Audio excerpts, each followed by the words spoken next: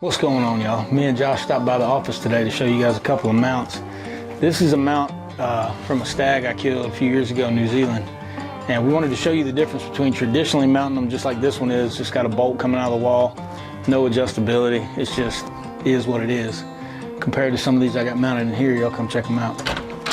Now, first of all, before you come in my office, you got to realize that it caught a bunch of taxidermy that came due before we had our trophy room and our house built.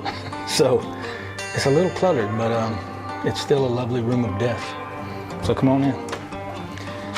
So yeah, full range hanging system has a mounting system that they call their elite hanging system.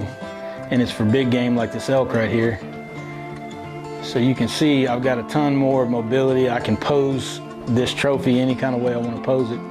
And it's heavy duty enough to support the weight of this mount. But it makes it nice, man, because if you've got a feature that you want to show off, or you want him turned a certain way, you know, or you get some new mounts and put on the wall and you want to adjust this one to be turning or facing a different way, you can do that. I mean, you can get in here and really adjust it and make the angle different on it and do whatever you need to do with it. Now, it's super heavy duty.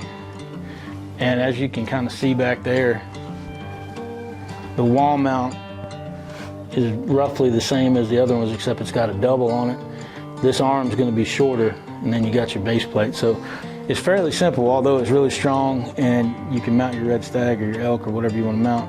This base plate goes on the taxidermy, so this is actually going on the back of the elk.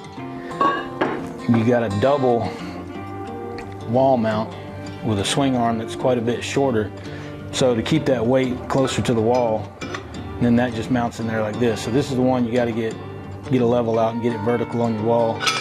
And then after that, man, it's pretty daggone simple. Got some heavy duty lag screws there and a base plate. So really it's just three pieces.